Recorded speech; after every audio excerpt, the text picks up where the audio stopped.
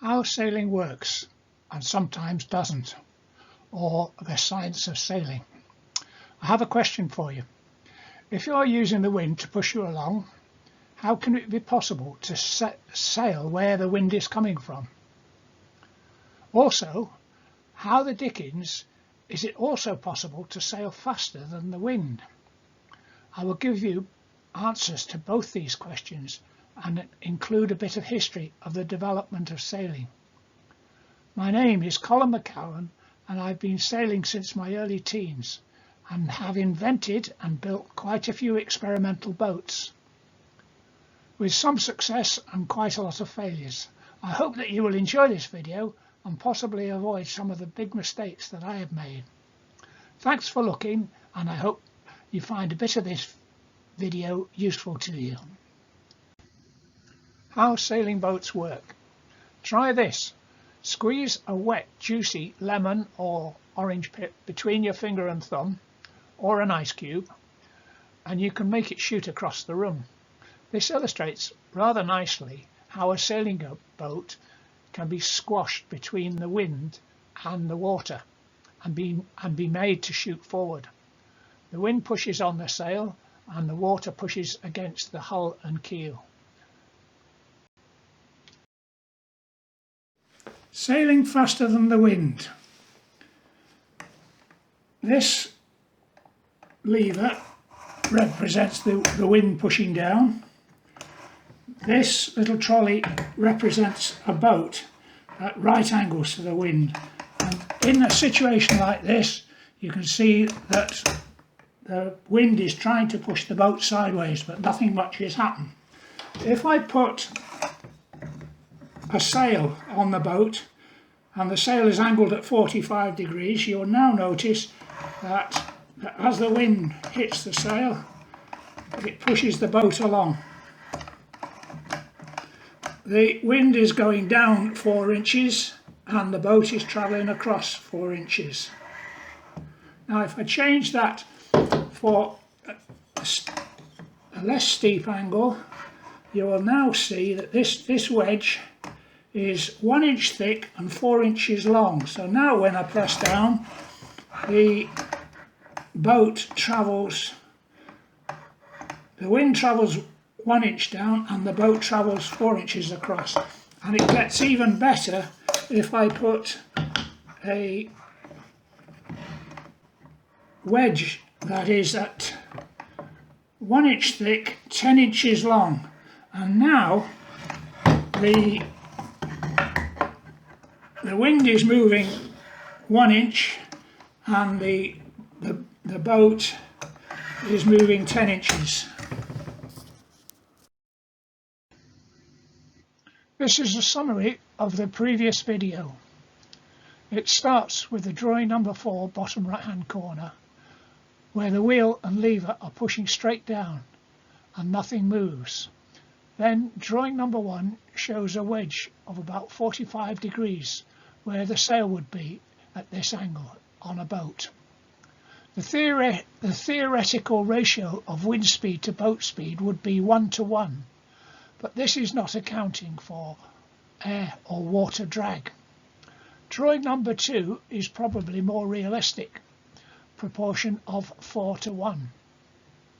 Drawing number 3 is too hopeful because the weaker force of the thin wedge would be too small to overcome water resistance. Drawing number 4, if the wedge becomes so long and thin that the sides become parallel, it is no longer a wedge and therefore there is no forward pushing motion.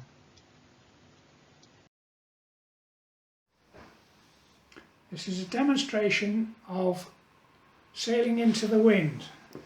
This lever here represents the direction that the wind is blowing down, like that. This surface represents the sail and this surface represents the water. And when I press down on the wind, you can see that the boat travels into the wind at an angle. I'll do it again. Just pressing down, it squeezes the boat upwards. About 5,000 years ago, sailing was pretty basic. You made a boat, put up a mast, and hung something from it to catch the wind, palm leaves or a piece of cloth, and you get blown along. Yippee! Now you can stop rowing. The trouble was that you might have to wait forever for the wind to blow in the opposite direction to blow you home again. Many early ships used banks of rowing galley slaves if there was no wind or it was blowing in the wrong direction. The Vikings used square sails, but because their hulls were nice and long and efficient, they could sail at an angle of about 30 degrees into the wind, from where the wind was blowing from. Normans or Northmen, who were descended from Vikings, 1066 and all that, they probably had much better sails and hulls than are shown here in the Bayeux tapestry. William, Duke of Normandy, had to wait several weeks for the wind to change so that he could invade England across the Channel. This cost him a lot extra in having to feed his men and horses for several weeks, waiting for a fair wind. The Mary Rose, 1545. King Henry VIII's brand new flagship sank in the Solent on her maiden voyage. Why? She probably had too many heavy iron cannons too high up above the waterline. Her gun ports were open to show off the guns. Possibly foreign, poorly trained sailors who could not follow instructions quickly. Too much sail up and a sudden gust of strong wind sideways as she was making a turn. And possibly hubris. The Mary Rose, 1545. King Henry VIII's brand new flagship sank in the Solent on her maiden voyage. Why? She probably had too many heavy iron cannons too high up above the waterline. Her gun ports were open to show off the guns. Possibly foreign, poorly trained sailors who could not follow instructions quickly. Too much sail up and a sudden gust of strong wind sideways as she was making a turn. And possibly hubris. Because Elizabeth I kept putting off her promise of marriage to King Philip II of Spain, refusing to convert to Catholicism, and executing Queen Mary for treason, Philip threatened to invade England with his armada. The British Navy and ships were in a bad state of repair. The ships were leaky. A quick solution was to plate the bottom of the ships with copper. This had the unforeseen advantage of also stopping marine growth such as barnacles and weeds. These slow ships down. Now Admiral Drake's ships were faster. This map of England, Scotland, Ireland and Wales, showing where 21 ships of the Armada were shipwrecked. They had three big problems. One, the bad weather with strong westerly winds. Two, not being able to sail into the wind. And three, the Spanish probably did not know that the Gulf Stream came up this far north, pushing them backwards, eastwards, towards the rocks. The main purpose of this video is to explain how ships and boats can sail fast and into the wind. You might not have reflected just how important sailing technology has been to the history of England.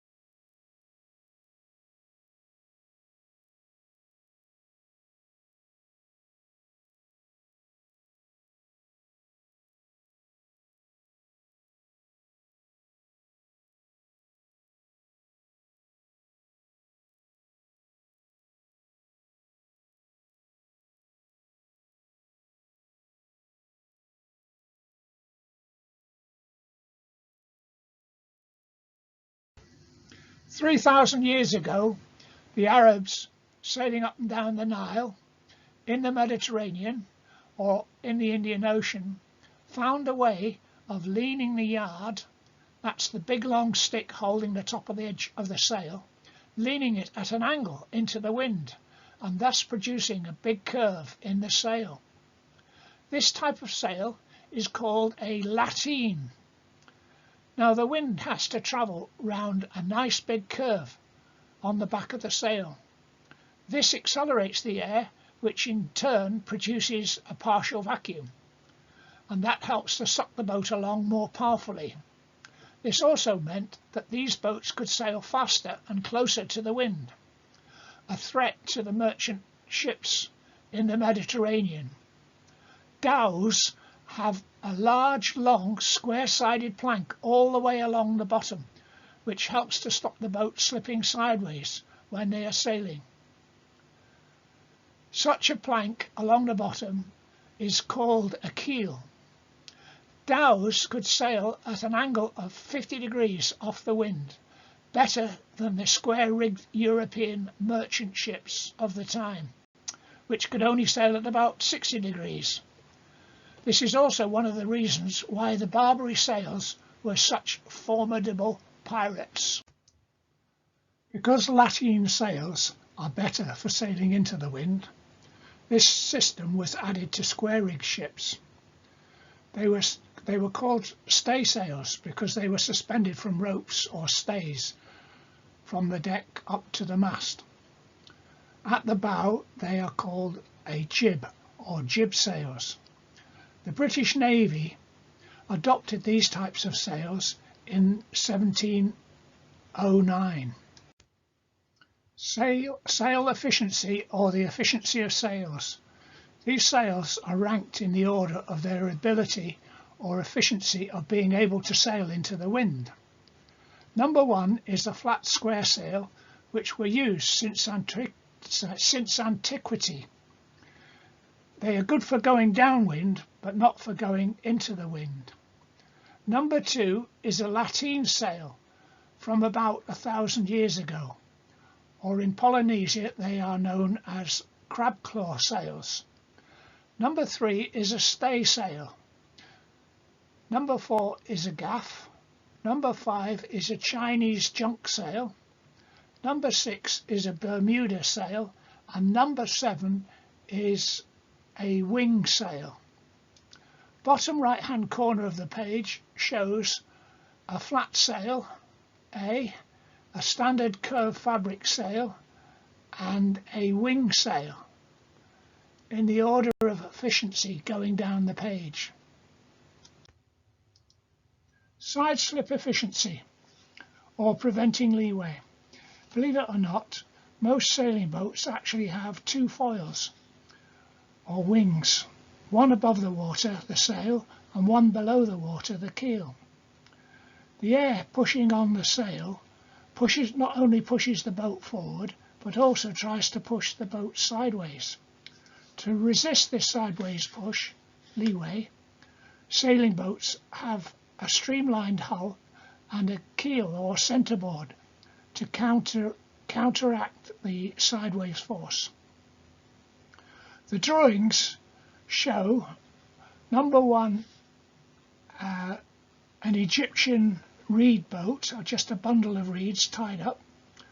Number 2 a Norman or Viking longship.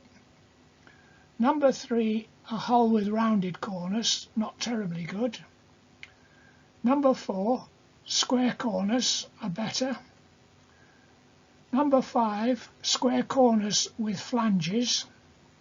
Number 6 plank or clinker built boat.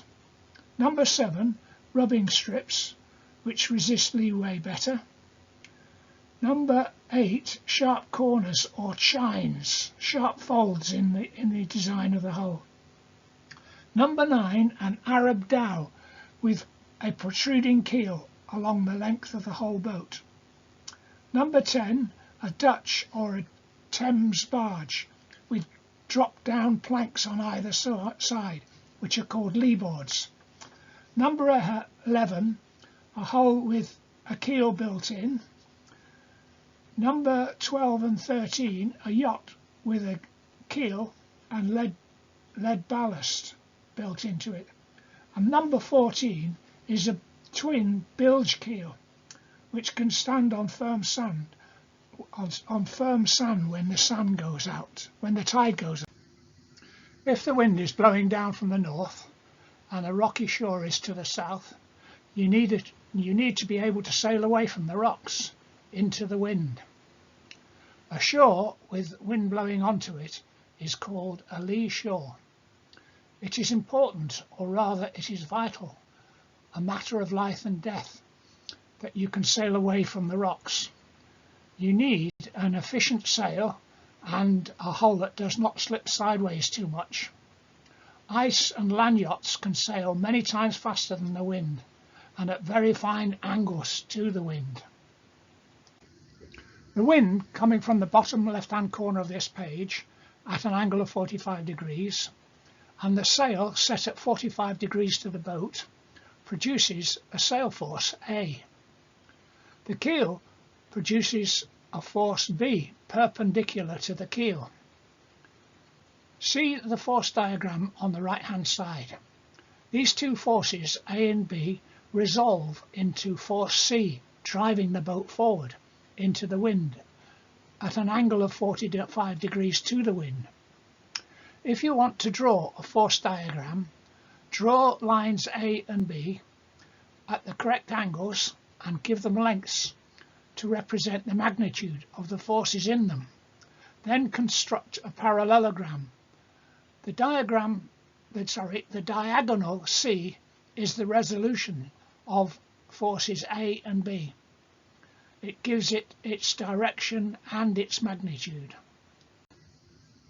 Tacking into the wind. How do you get from a place that is directly downwind to a place that is upwind? Easy. If you can sail at an angle of 45 degrees into the wind, which is called close hauled, you just zigzag your way left and right or to port and starboard to get yourself into the wind. This is called tacking into the wind. The word starboard comes from the Viking steerboard or steering oar, which was an oar over the right hand side of the ship for a right-handed Viking to steer with. They did not have a rudder hinged on the stern. If you want to remember the coloured lights, which coloured lights go on which side of the ship, the easiest way is to remember that port wine is red, so the port side is the left side, the red side, and the starboard is the right side, and therefore the green light. How to steer without a rudder. Windsurfers lean the sail and the mast back, moving the centre of pressure backwards. See on the drawing CP, the centre of pressure. This pushes the back of the board round. Then the sail and the mast are leaned forward, as in the second drawing, and the sail then pulls the front of the board round, completing the turn. Sail balance, or how to steer without a rudder. Tighten the main sheet or loosen the jib sheet and she will head up into the wind. If you loosen the main sheet and tighten the jib sheet, she will bear away and steer downwind. Sail balance. If there's too much sail at the back of the boat, it will push the stern round. This is called weather helm. If there is too much at the front, it gives a lee helm, pushing the bow round. A little bit of weather helm gives the rudder and tiller a bit of feel.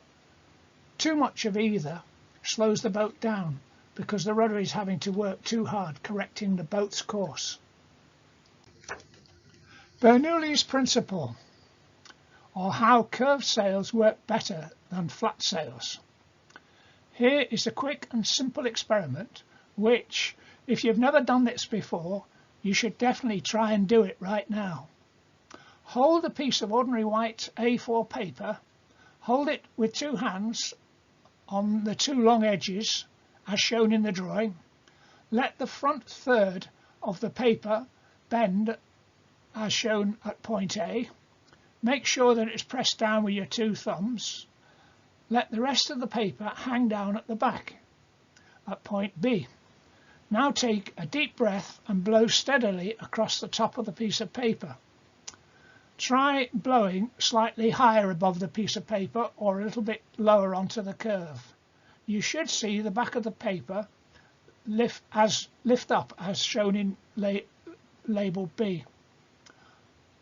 This experiment shows very nicely that the air pressure on the top of the paper is lower than the pressure underneath it, and consequently the paper rises.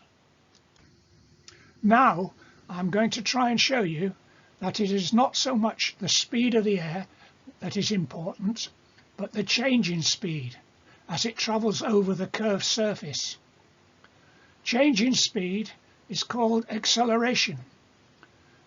If it starts to go faster, hold the same piece of paper hanging down vertically, but this time hold it by the top two corners so that it is not curved. Then blow again. I think that you will see that the paper does not lift towards the fast stream of air this time. It might flutter a little bit, but it does not lift like the previous experiment. There you are. You have just demonstrated that a lot of textbooks on how aeroplane wings don't mention this acceleration factor.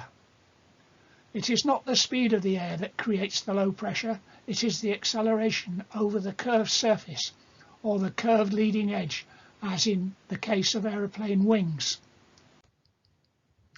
In this diagram, one that you will see in many explanations of how wings and sails work, the blue area represents the low pressure side of the wing. If the angle of the wing or sail is too steep or the air is too slow, then the flow over the curved surface breaks away. The low pressure is lost and the aeroplane falls out of the sky, or in the case of sailing, you lose your power, and the telltales on the far side of the sail no longer stream backwards nice and straight. They point up and down and even twirl and twist about. The top drawing, number 1, shows a plan view of the airflow behind a traditional square rig sail. As far as the air is concerned, the air is hitting a flat surface. For aeroplane wings, they say that 2/3 of the lift comes from the upper surface. Who wants to throw away 2/3 of their pushing force? Maybe for fabric sails we are talking more like half the force from both sides of the sail. But you still don't want to lose half your lift or pushing force. Telltales. One way to check if a sail is pulling fully is to have little strips of ribbon or woolen yarn attached to both sides of the sail. They are called telltales. When a sail has a streamlined flow of air travelling over both sides of the sail, as shown in the middle drawing, the two telltales are streaming straight backwards. This produces the maximum lift or force. If a telltale points up or down or wiggles about, that side of the sail is stalled. The air is not flowing smoothly, which also means that the sail is not pulling to its maximum. In drawing number 1, the outer or far side of telltale is lifting, showing that the air on that side of the sail is stalled. The air is not flowing smoothly, which also means that the sail is not pulling to its maximum.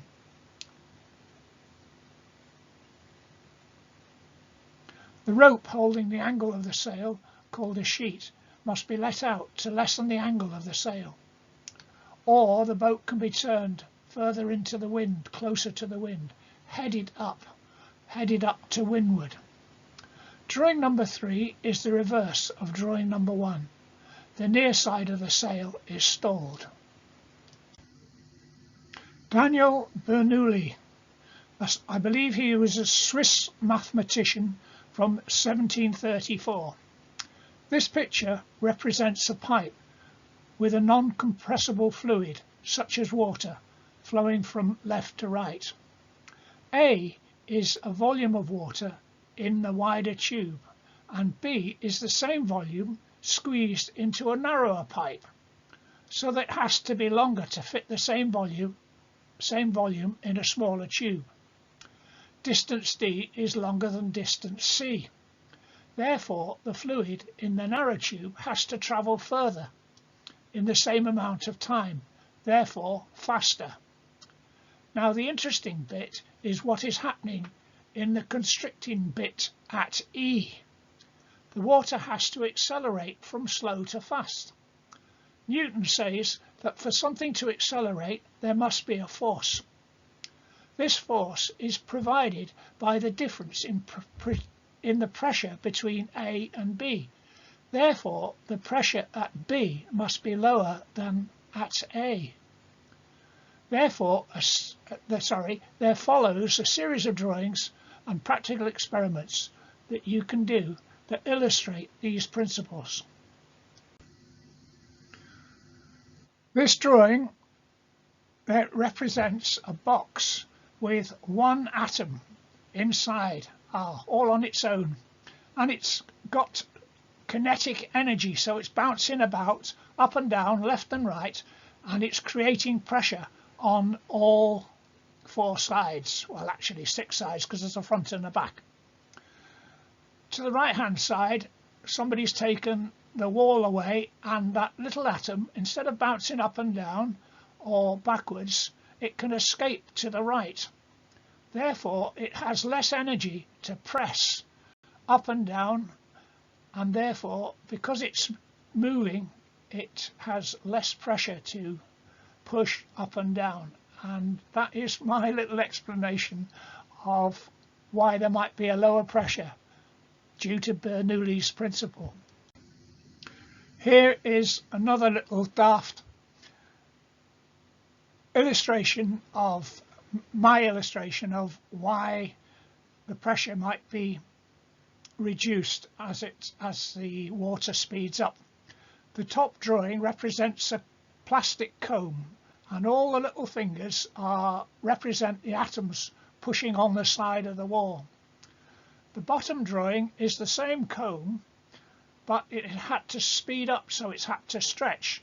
So now there's greater distance between the prongs of the comb, and therefore they are pressing on the walls of the tube with less effort.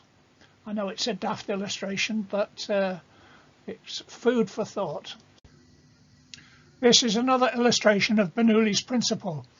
These are 3 ping pong balls at a fairground where in the old days you used to get an air rifle, 5 shots for a shilling or something, and you had to try and shoot the ping pong balls off the jet of water.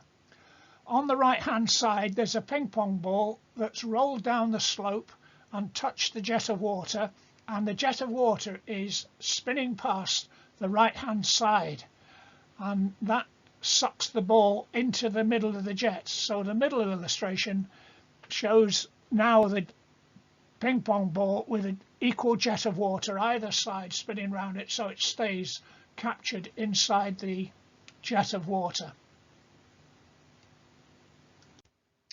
A still shot showing a polystyrene ball suspended on a jet of water. Ball suspended by a jet of water. This is a 4-inch diameter expanded polystyrene ball. The nozzle is only 4 millimeters diameter, and the jet of water is about 4 foot high. This is the same polystyrene ball suspended by a jet of air from a hairdryer. Both video clips demonstrate Bernoulli's principle of the fluid travelling round a curved surface, creating a drop in pressure, sucking the ball back into the stream. This ball manages to stay in the stream even when the hairdryer is leaned over at an angle. A lightweight ball of expanded polystyrene held in a jet of air from the blowing end of a vacuum cleaner. A hot air gun with the heat set to 0 or a hairdryer on a very low heat setting, or you'll melt your polystyrene ball.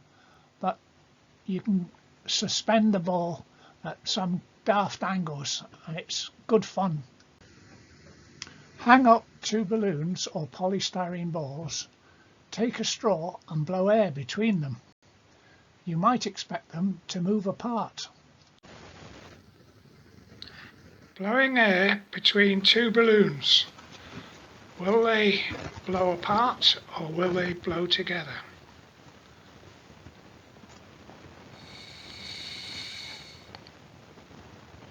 Oh look, they blow together. Let's do it again.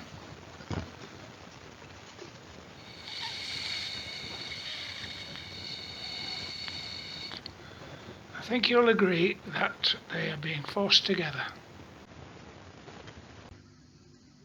Hold a dessert spoon lightly between fingers and thumb at the top end and let it dangle. Then bring it close to a stream of water and let the water just hit the back of the spoon. You might expect the spoon to be pushed away, but you'll be surprised that it actually gets sucked into the jet of water. Another little trick you can do is hold a cylinder, such as a bottle or a glass, into a stream of water and see how the flow curves round the glass and the water goes all over the place. It sucks onto the glass. If you need to change the angle of that a sail is facing into the wind, there's 2 ways you can do it. You can change the angle of the sail, or you can steer the boat at a different angle.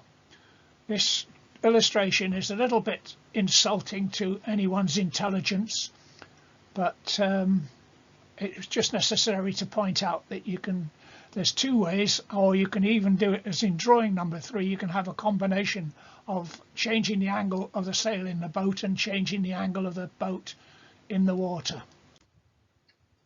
Bend it like Beckham. If a ball, cylinder, golf ball, tennis ball or football or anything spinning in the air, one side will speed up the air and the other side will slow it down, thus creating a difference in pressure on the 2 sides, and the pressure will move the ball sideways in a curve. This principle has been used in a rather strange type of sail called a Flettner rotary sail. A Flettner rotary sail. This is a sketch of a ship with a fuel-saving device called a Flettner rotor. It is named after its inventor. The 2 rotors are spun by small motors, which then gain a propulsive force from the wind. This wind tunnel illustration is a standard way to show the reduction in air pressure as air flows over the top surface of a wing. Water, the thick black lines, is sucked up the tubes to a height which shows the reduction in pressure. Notice the tube connected to the leading edge, showing a positive pressure. It is this difference in pressure that gives the sharp acceleration, which in turn causes the drop in pressure. In aircraft terms, sailing boats are using pretty slow moving air. This explains why modern sailing boats have such thick wing masts. It is counterintuitive to have a thick mast for a boat you want to go fast. The thickness is needed to speed up the air over the rest of the wing. Wing tip vortices. Why the modern racing sailing boats have such tall, long, narrow wings. The aircraft type wings are more efficient than the fabric sails.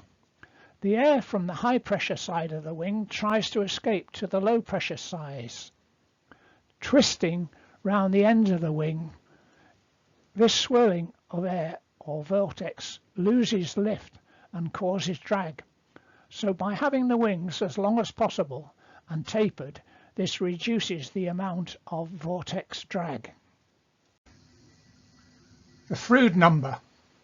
The top drawing shows a boat travelling at a speed where the front of the boat creates a bow wave and the stern sits in the water as it bobs up again at the back.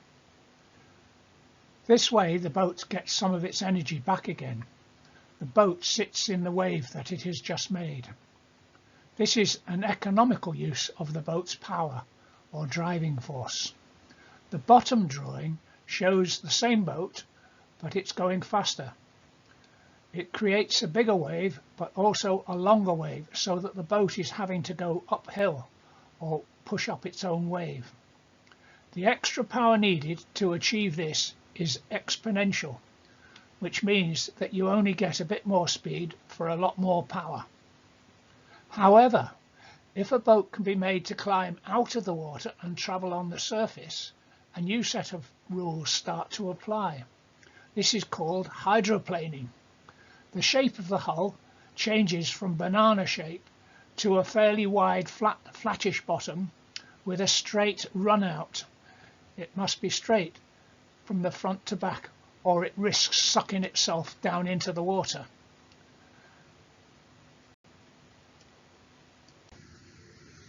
This is a drawing powerfully illustrating why streamlined hulls have a natural limiting hull speed, the Froude number. If the hull tries to go faster, it makes a bigger wave and sucks in more. It can actually be sunk. To find the speed that a displacement boat can achieve, you have to measure the water line in feet. A displacement boat is one that travels in or through the water. Calculate the square root of that number and then multiply it by 1.4, and you will have the economic speed for that length of boat. The Cutty Sark sailing ship was built for the China tea trade. Whichever ship could return from China with the first new season supply of tea would get the best price for their cargo. The Froude calculation comes out at 15.3 knots, but her claimed maximum speed is 2 knots faster. Was she surfing down waves in a storm? How accurate were the measurements? Cutty Sark refers to the figurehead on the bow. She is the scantily dressed witch who chased Tom O'Shanter. She's in a poem by Robert Burns. What a shame that on the replacement figurehead they have prudiously clothed her, covered her beautiful bare breasts. In her hand she is holding the tail of Tam's horse. That was all that she was able to catch as Tam crossed over a bridge. Air drag. Just because you can push a boat along with your little finger on a calm day, and the hull can support tons, and sails can push and pull like crazy, this does not mean that air drag can or should be ignored. Certainly not if you want to go fast and win any races.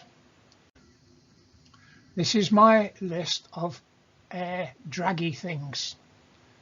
Anchor, the red fender, people, loosely flapping clothes, big hats, big flag, pendant flags, radar reflector, wind electric generator, washing, safety railings, ropes, wires, cabin roof and portholes. A lot of these items are very necessary and are unavoidable, but not all of them. Now, water drag. Weeds, barnacles, mud, rough paint, fender dragging in the water, idle propeller, and all unnecessary weight. All cause drag. You might ask why there's a picture of an aeroplane in a video that's about sailing boats. All weight in aeroplanes or in boats has to be supported somehow, from wings, buoyancy, or a skimming planing hull. or even hydrofoils.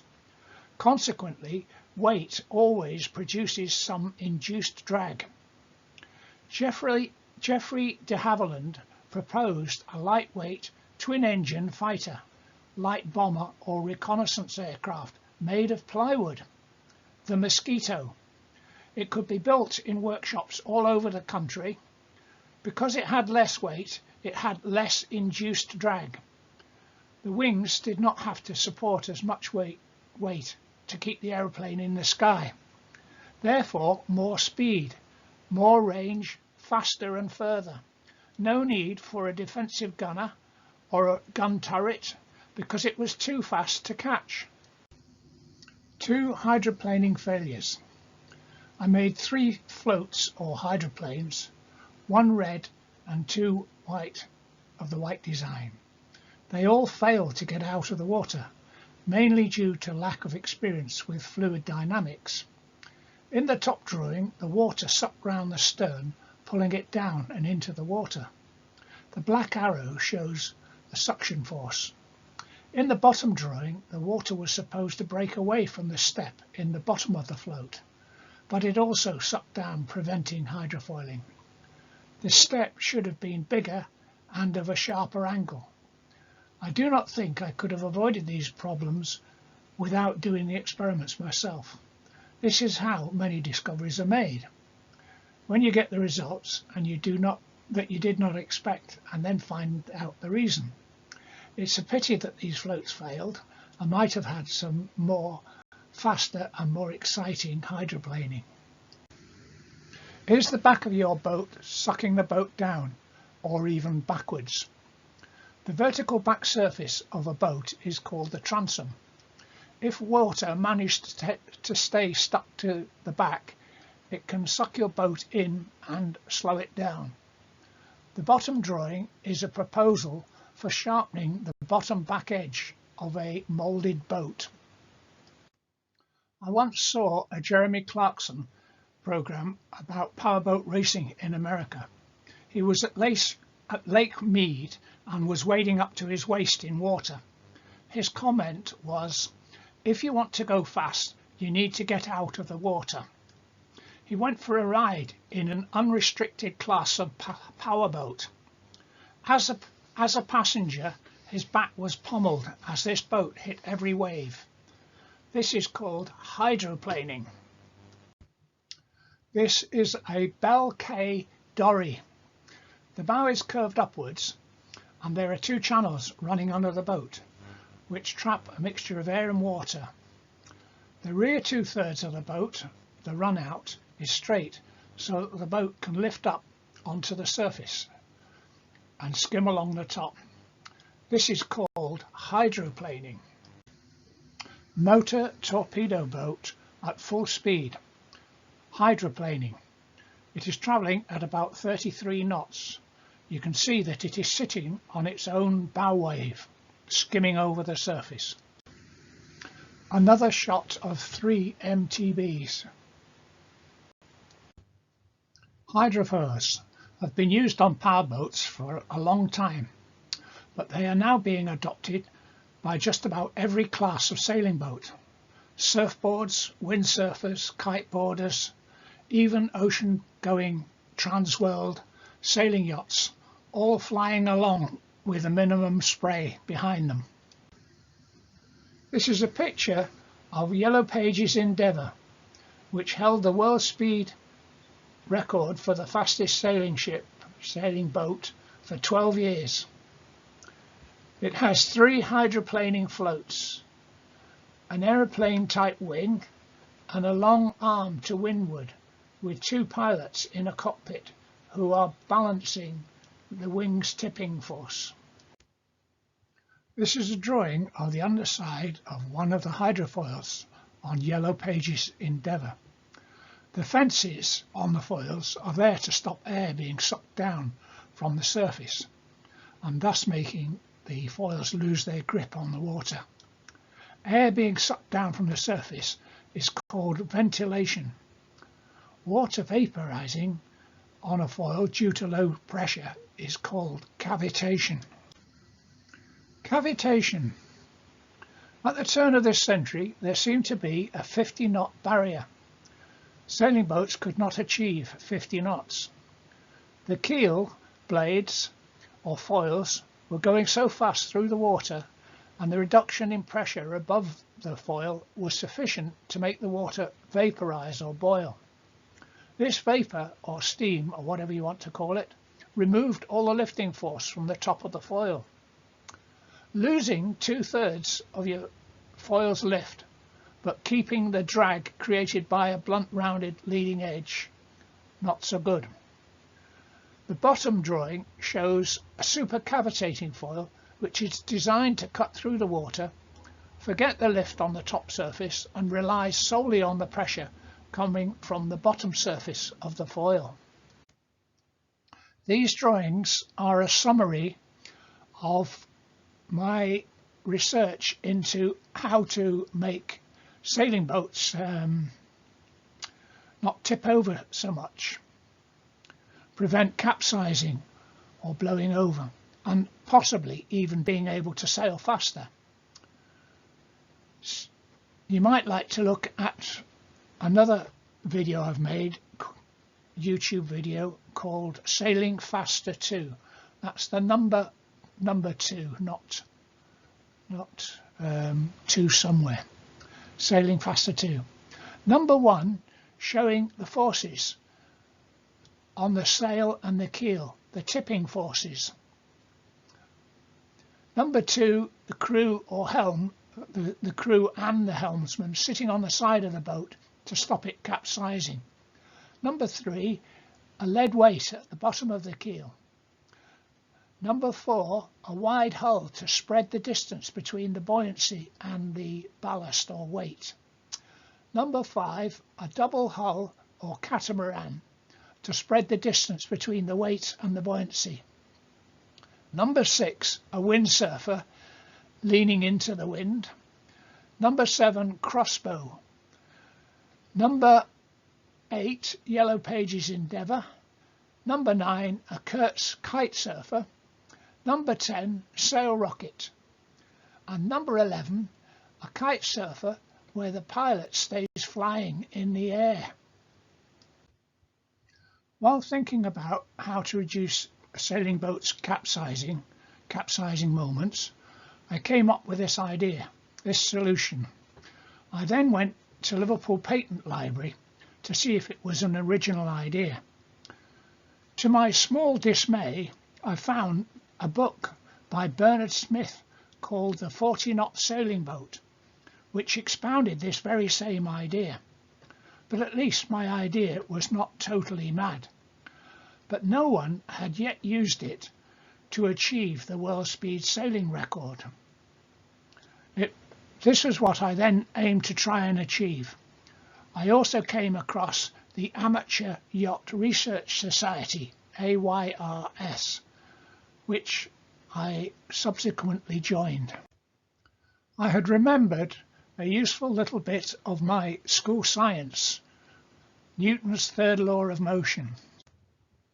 This is a picture of the front cover of Bernard Smith's book, 40-Knot Sailing Boat. If I remember correctly, he was a rocket scientist who sailed model boats in shallow lakes or puddles after heavy rain in the American desert where they were testing rockets. The baton was then taken up by Malcolm Barnsley in England, who produced a radio-controlled model that went flying across the water. It was then Paul Larsen and Vestas, a Danish wind turbine company, who went on to produce Vestas sail rocket, which at present holds the world speed sailing record. Shucks, another failed experiment. The model of this version of this went flying across the water, but this one didn't get very far. The black arrows show the idea, the principle of the sail pulling against the keel. The keel is near the pilot's hand sticking down into the water. But today there wasn't very much wind. Another version with a bigger sail. 2 modified self-steering windsurf boards, achieved moderate speed, but the pilot's float does not hydroplane. This is a perspective drawing for my patent application. Compare this working version with the previous drawing. I will show the drawing again. Flipping between the drawing and the real boat for comparison of the two. The boat again, but the pilot's float is still not hydroplaning. This is a combination of a symmetrical wing mast and a batten sail. If the battens were made of ash and more flexible towards the front, they could provide a better and more powerful aerofoil. No wind at the moment, but a chance to take a photo. She can go like stink, but also I managed to capsize her. What happened to my non-capsizing part of the design? To me, this chart of the fastest sailing records is pretty interesting. It shows the developments in the way that boats are supported. First in or through the water, called displacement, then on top of the water, hydroplaning, then above the water, in the air, and finally through the water with the use of water wings or hydrofoils. Maybe you should pause this video and write down a few of the names or print out the page, and then go and visit the web pages, images and videos of these boats and people. They are insane, fantastic, exciting and fun. Sorry that I cannot include them here due to the copyright laws, but I highly recommend that you go and have a look at them. If you think that some of the theories I've been describing might be a bit far-fetched, baloney or rubbish, the world speed sailing record achieved by Sail Rocket in 2012 show that it's possible to achieve sailing speeds of 2.5 times faster than the wind, but also at a staggering speed of 65.45 knots. Yellow Pages held the record for 12 years. Sail Rocket has also held the record for another 12 years. What next? Please like and share with anyone who you think might be interested in sailing or science. You might be interested in another one of my videos called Sailing Faster 2. That's sailing faster, the number 2, not sailing faster to somewhere. Thank you for watching. Bye.